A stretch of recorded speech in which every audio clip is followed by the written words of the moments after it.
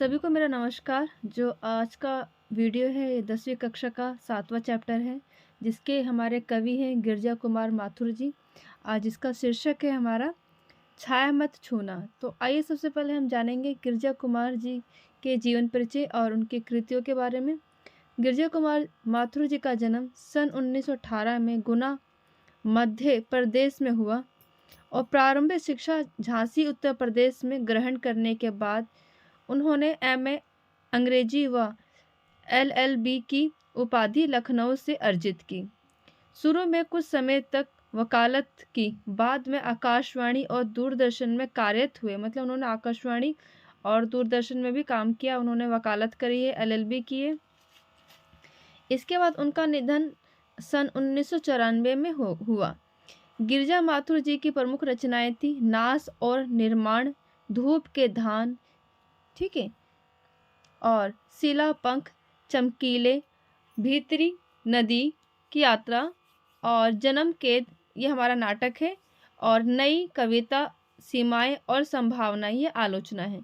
तो नई कविता के कवि गिरजा कुमार माथुर रोमानी और मिजाज के कवि माने जाते हैं। वे विषय की मौलिकता के पक्षधर तो हैं, परंतु शिल्प की विलक्षण को नज़रअंदाज करके नहीं, चित्र को अधिक स्पष्ट करने के लिए वे वातावरण के रंग को भरते हैं। वे मुक्त छंद में ध्वनि साम्य के प्रयोगों के कारण तुक के बिना भी कविता में संगीतात्मक संभव कर सकते हैं। मतलब उनकी कविताओं में बिना छंद के भी वो कविता में लयात्मक पैदा करते हैं। भाषा के दो रंग उनकी कविताओं में मौजूद है। वे जहाँ रोमानी कविताओं में छोटी छोटी ध्वनि वाले बोलचाल के शब्दों का प्रयोग करते हैं, वहीं क्लासिक्स मिजाज की कविताएं में लंबी और गंभीर ध्वनियों वाले शब्दों को तरजीह देते हैं। तो आइए देखते हैं आगे। जो हमारा जो पाठ्य पुस्तक में लगी हुई कविता है छाया मत छूना, तो इसकी आइए हम जानेंगे इसका सार। कविता के माध्यम से कवि यह कहना चाहता है कि जीवन में सुख और दुख दोनों की उपस्थिति है। विगत के सुख को याद करके वर्तमान के दुख को गहरा करना तर्क संगत नहीं है। वो तो कहते, मतलब इन कवि का कहना यह है कि जीवन में सुख दुख आते जाते रहते हैं, परंतु आप सुख को याद करके वर्तमान के दुख को गहरा करना ये तर्क संगत नहीं, अच्छी बात नहीं है।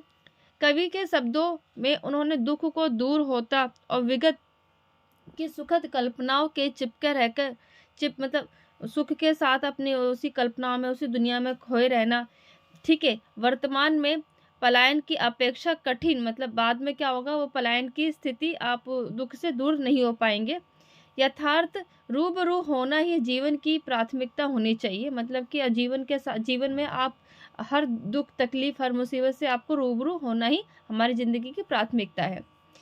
कविता अतीत की स्मृतियों को भूल वर्तमान का सामना करना, भविष्य का वर्ण करने में संदेश देता है। जो हमारी दूसरी कविता है यहाँ पे अतीत, तो अतीत के बारे में बताया गया कि जो ये क्या करती, वर्तमान का सामना करने के लिए, ठीक है, भविष्य का आवरण करने का संदेश देती है। ये बताती है कि जीवन के सत्य को छोड़कर उसकी छाव से भ्रमित रहना, जीवन की कठोर वास्तविकता से दूर रहना, कविता में रोमानी और भावबोध की अभिव्यक्ति देखी जा सकती है। इसमें इन्होंने, कवि ने ये कहा है कि हमें अतीत की जो यादें हैं उसमें ही नहीं जीना चाहिए, हमें भविष्य में जो भी होने वाला है, जो भविष्य को देखना चाहिए, उसको समझना चाहिए। इसको संदेश देते हुए उन्होंने कहा है कि वर्तमान का सामना कर भविष्य का आवरण करने का संदेश देते हैं। तो आइए हम गिरजा माथुर जी के द्वारा जो हमारे पाठ्य पुस्तक में दी गई है छाया मत छूना, तो आइए हम पढ़ते हैं पंक्ति। जो हमारी कविता है नीरज, इसका शीर्षक छाया मत छूना। तो हमारी कविता से स्टार्ट होती है। छाया मत छूना, मन होगा दुख दूना, जीवन में है सुरंग सुधियाँ सुहावनी, छवियों की चित्रगंध फैली मन भावनी, तन सुगंध शेष रही बीत गई यामिनी, कुतंग के फूलों की याद बनी चांदनी, भूली सी एक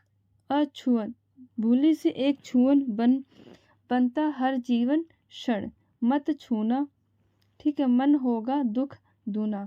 तो कवि यहाँ कहना चाहते हैं कि यहाँ पे जो छाया को एक प्रतीक बताया गया है कि पुरानी यादों का, ठीक है, ये प्रतीक बताया गया छाया।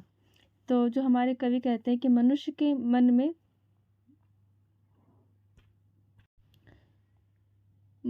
मन में क्या, जो अतीत की बातों को याद करके मन क्या अधिक निराश और दुखी हो जाता है। जब क्या कहते हैं, कवि ने कहा है ना, छाया मत छूना, मतलब अतीत की जो बातें हैं उसको क्या करते हैं, उसको ना छूना, नहीं तो क्या होगा, मन दुखी होगा, निराश होगा, और मन होगा दुखी और निराश।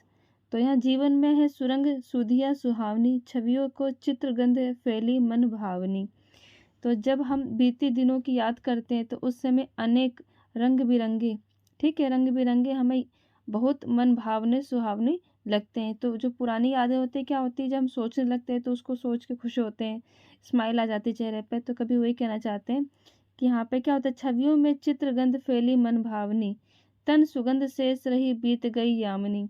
तो उस समय की हर घटना एक एक चलचित्र, मतलब एक पिक्चर के समान, फिल्म के समान दिखने लगता है सामने, कि चलचित्र की तरह हमारे आंखों के सामने आने लगता है। उन यादों के सारे, देखा ना,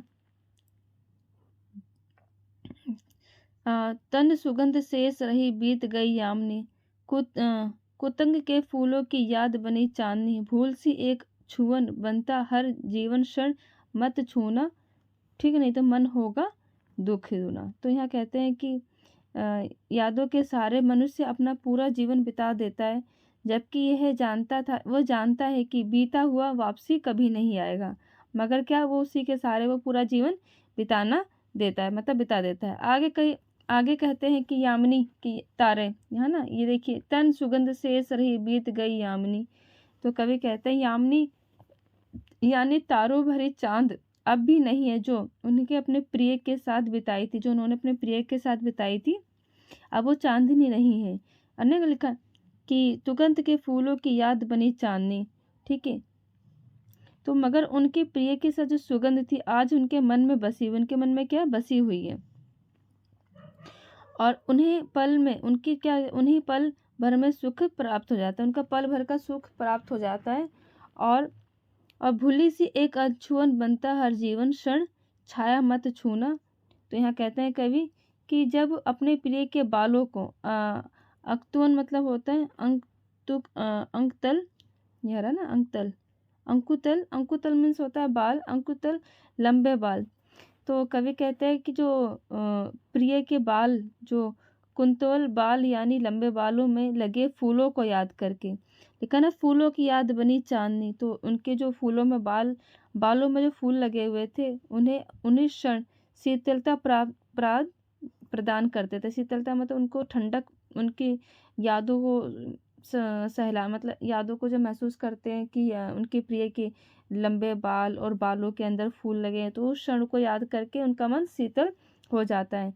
बीते वक्त हर क्षण, अब क्या लिखा ना यहाँ पे, ठीक है, कि उनका यहाँ पे भूली सी एक अनछुअन बनता हर जीवन क्षण और छाया मत छूना। तो कवि कहते हैं कि उनके जो बीते हुए वक्त को हर क्षण जब आंखों के सामने आकर हो जाता है, मतलब आंखों के सामने साकार सा प्रतीत होता है, तो मन में और अधिक दुख पहुंचता है। तो क्या होता है, छाया मत छूना, मतलब कि हम अतीत को सोचते हैं तो उनका मन और दुखी हो जाता है। इसलिए पुरानी सुखद स्मृतियों को दूर रहना ही अच्छा, जो पुरानी है और अच्छी है, खुशद है, मतलब जब याद करते हैं तो खुशी होती है, मगर क्या होता है, वो पल भर की खुशी होती है, फिर वापसी उसका फिर दुख हमें होता है। ठीक है, आगे देखते हैं। अगली पंक्ति हमारी इस प्रकार से,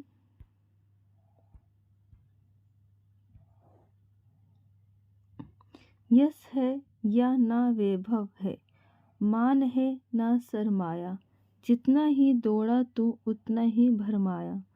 प्रभुता का शरण बिंब केवल मृग तृष्णा है, हर चंद्रिका में छिपी एक रात कृष्णा है।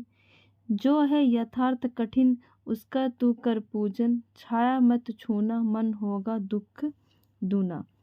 तो कवि यहाँ कहते हैं कि मनुष्य के कभी ना खत्म होने वाली इच्छाओं को उसके कष्ट का कारण बनता है, क्योंकि मनुष्य जितना भी प्राप्त कर ले वह कभी भी संतुष्ट नहीं होता।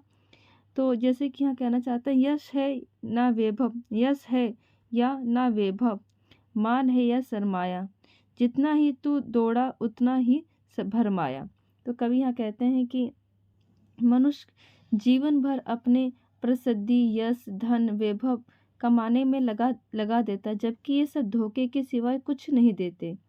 तो अगली पंक्ति है, प्रभुत्व का स्वर्ण बिंब केवल मृग तृष्णा है, हर चंद्रिका में छिपी एक रात कृष्णा है।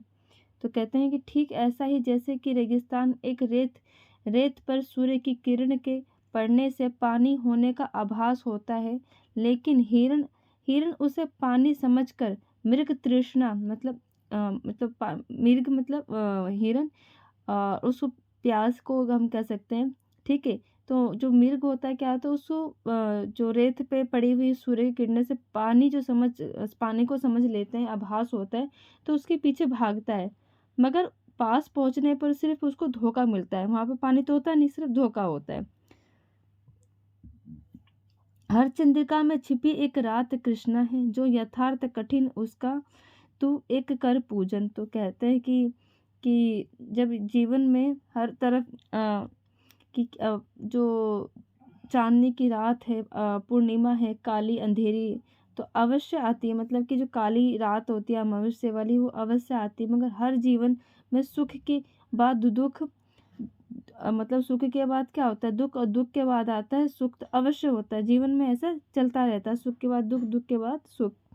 यही प्रकृति का नियम है, इसलिए जो आज की सच्चाई है उसे मतलब प्रसन्नता पूर्वक हमें स्वीकार कर लेना चाहिए, क्योंकि बीती बातों को याद करने से दुख के सिवाय हमें कुछ नहीं मिलता, दुख के सिवाय हमें कुछ नहीं मिलता। कहते हैं कि यथार्थ को हमें अपना लेना चाहिए, और क्योंकि जीवन में अगर यथार्थ को अपना लेंगे तो वही हमारे लिए अच्छा होगा और सुखद होगा, ना कि हमें बीती बातों को याद करके दुख के सिवाय हमें कुछ नहीं मिलता। तो कवि यहाँ के जो अर्थ हुआ कि हर चंद्रिका में छिपी एक रात कृष्णा है, मतलब कि अब क्या होता है, चंद्रिका में छिपी हुई कृष्णा मतलब रात के बाद दिन, दिन के बाद रात। कवि का ये आशय है कि जब दुख आता है, दुख के बाद सुख आता है, सुख के बाद, ऐसे हमारे जीवन में ये चलता ही रहता है। तो हमें यथार्थ को अपना लेना चाहिए, और यथार्थ को अपनाने से हमें हमारे लिए सही होता है। तो आगे हम देखेंगे, अगली पंक्ति हमारी ऐसी है, यहाँ से, दुविधा हत साहस है, दिखता है पंथ नहीं, देह सुखी हो पर मन में दुख का अंत नहीं। दुख है ना चांद खिला शरद रात आने पर, क्या हुआ जो खिला फूल रस बसंत जाने पर।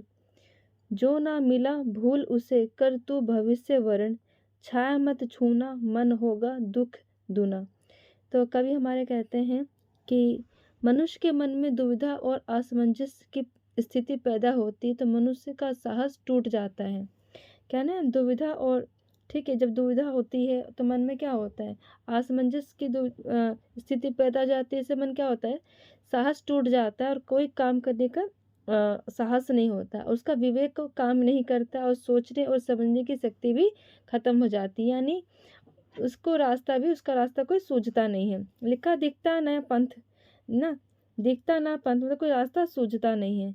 देह सुखी हो पर मन में दुख का अंत नहीं। कहते शरीर अगर स्वस्थ हो मगर मन में क्या है, दुख भरा होता है, तो क्या सुख का आनंद नहीं होता। कहते हैं कि इंसान भले ही मनुष्य का तन स्वस्थ हो और तब भी व्यक्ति का मन खुश नहीं होता, क्योंकि मनुष्य कभी भी अपने आसपास उपलब्ध चीज़ों से संतुष्ट नहीं होता। क्या होता है, जो चीज़ें होते हैं कि मुझे ये चाहिए, मुझे वो चाहिए, अगर मन में शांति नहीं होगी तो उसको खुश का आनंद प्राप्त नहीं होगा। दुख है ना चांद खिला शरद रात आने पर। तो कवि कहते हैं कि शरद पूर्णिमा की रात जब पूरा चांद अपनी 16 कलाओं के साथ चमकता है, अगर उस रात चांद नहीं दिखे तो दुख का अवश्य ही होगा, दुख अवश्य होगा। यथार्थ कि जब हमें मगर हमें मनचाही वस्तु नहीं मिलती, अगर हम मनचाही चीज़ें नहीं मिलती तो हमें क्या होता है, उस समय हमें दुख होने लगता है, क्या होता है, दुख का एहसास होता है। तो आगे देखेंगे, क्या हुआ जो खिला फूल रस बसंत जाने पर। जो ना मिला भूल उसे कर तू भविष्य वरण। मतलब कहते हैं कि अगर तुम्हें बसंत ऋतु में अगर फूल खिला हो और मगर कवि कहते हैं अगर कोई फूल बसंत ऋतु के जाने के बाद खिलता है तो क्या आपको फर्क पड़ेगा। अर्थात यदि तुम्हारी मन चाही वस्तु समय के निकल जाने के बाद मिलती है तो क्या तुम्हें भी संतुष्टि हो जाएगी। कहते हैं कि जैसे कि मान लो अगर बसंत ऋतु के बाद कोई फल या फूल खिलता है उसके बाद क्या होगा, वो हमें संतुष्टि मिलेगी। तो कवि यहाँ कहते हैं कि हमें क्या करना चाहिए, इसको संतुष्ट होना चाहिए। अगर उस समय नहीं मिला, बाद में वो चीज़ें मिलती तो हमें क्या करना चाहिए, उससे संतुष्टि ले लेनी चाहिए। तो हमें पुरानी बातों को सोच के कभी दुख नहीं होना चाहिए। तो हमारे जो गिरजा कुमार माथुर जी के द्वारा ये पंक्ति लिखी गई थी, छाया मत छूना। तो ये हमारी यहाँ पे पंक्ति ख़त्म हो जाती है, जिसमें कहा गया है कि पुरानी बातों को लेके हमें दुख नहीं होना चाहिए, भविष्य के बारे में सोचना चाहिए, ना कि पुरानी बातों को लेके हमें अपने जीवन में उसको बिता देना चाहिए जीवन को। तो इस प्रकार से पूरी पंक्ति बताई गई है। आप सब ऐसे पढ़ते रहे, आगे बढ़ते। आप सबका बहुत बहुत धन्यवाद। Thank you.